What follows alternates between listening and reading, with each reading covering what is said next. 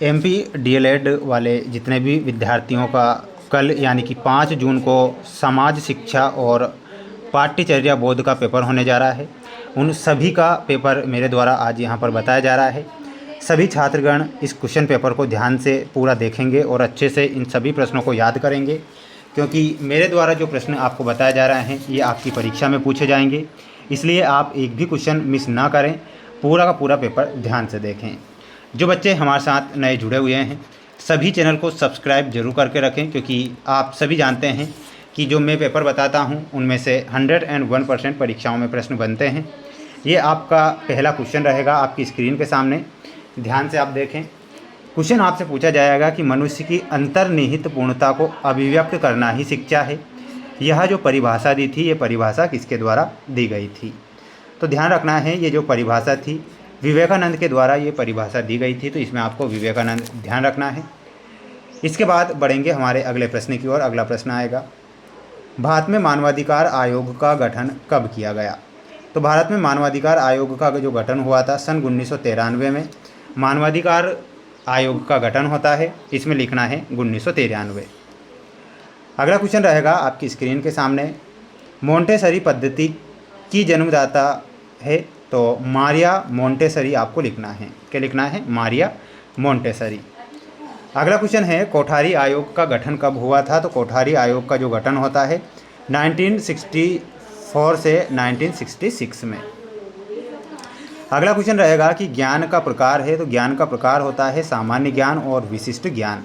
इसमें आप option number D ध्यान रखेंगे, सी ध्यान रखेंगे। इसके बाद बढ़ेंगे अगले क्वेश्चन की ओर। सभी पूरा पेपर देखें, अच्छे से याद कर लें, जिससे कि आपको परीक्षा में हेल्प हो सके। अगला क्वेश्चन रहेगा आपकी स्क्रीन के सामने, हाउ थी थिंक के लेखक कौन है? तो यहाँ पर आपको लिखना है जॉन डीवी। क्या लिखना है? यहाँ पर आप जॉन डीवी ध्यान रखेंगे। बढ़ेंगे अगले प्रश्न की ओर। अगला प्रश्न रहेगा आपकी स्क्रीन के सामने, ध्यान से आप देखिएगा। बचपन बचाओ आंदोलन के जनक कौन है?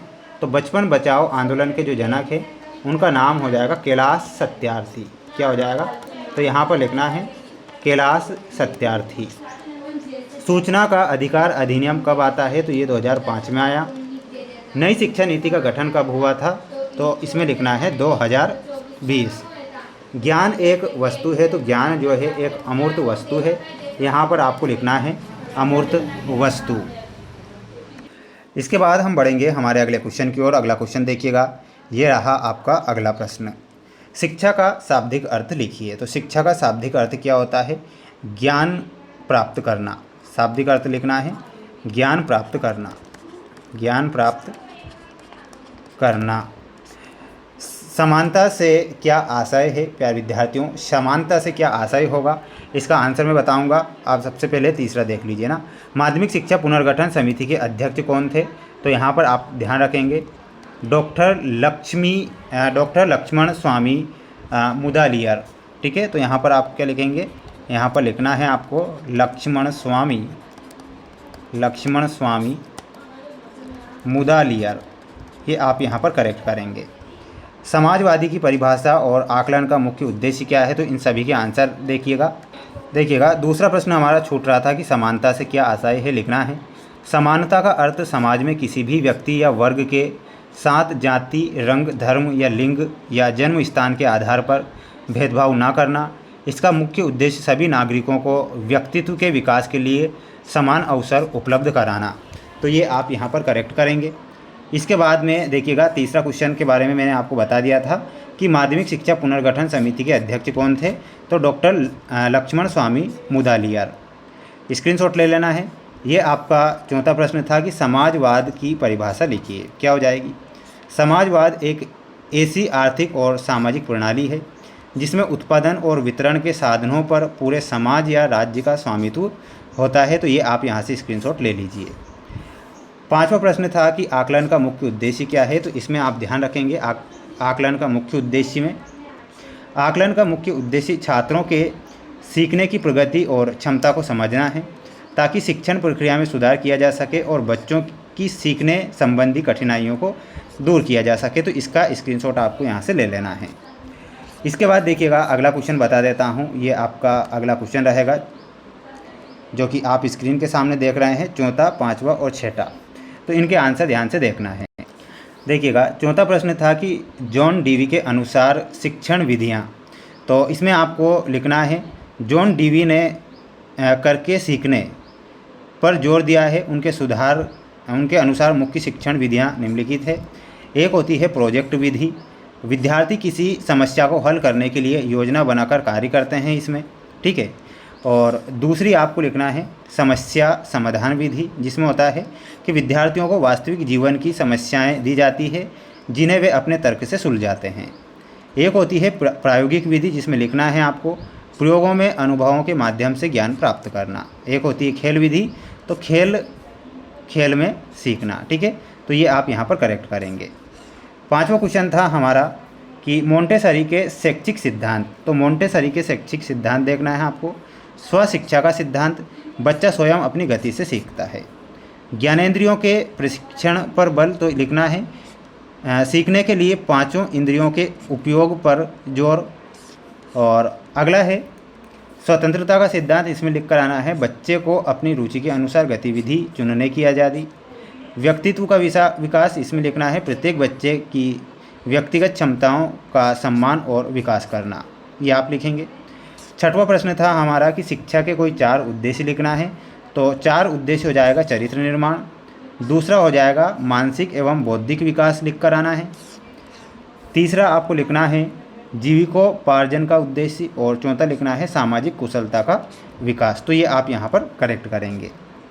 इसके बाद देखिएगा, अगला क्वेश्चन है आपकी स्क्रीन के सामने। ध्यान से आप इन चारों प्रश्नों को देखेंगे कि शिक्षा का अधिकार अधिनियम क्या है, यशपाल समिति की सिफारिशें लिखिए, आकलन की परिभाषा और शिक्षा की आवश्यकता एवं महत्व। तो इनके आंसर भी देख लीजिएगा। देखिएगा, 7वां प्रश्न था कि शिक्षा का अधिकार अधिनियम। तो इसमें लिखना है आपको शिक्षा का अधिकार अधिनियम 2009 भारत की संसद द्वारा पारित एक कानून है जो 6 से 14 वर्ष की आयु के प्रत्येक बच्चे को मुफ्त और अनिवार्य शिक्षा का मौलिक अधिकार प्रदान करता है। यह 1 अप्रैल 2010 से प्रभावी हुआ और इसका मुख्य उद्देश्य गुणवत्तापूर्ण शिक्षा में समानता सुनिश्चित करना है। तो इसका आप एक स्क्रीनशॉट यहाँ से ले लीजिए। 8वां क्वेश्चन था हमारा यशपाल समिति की सिफारिशें लिखना है हमें।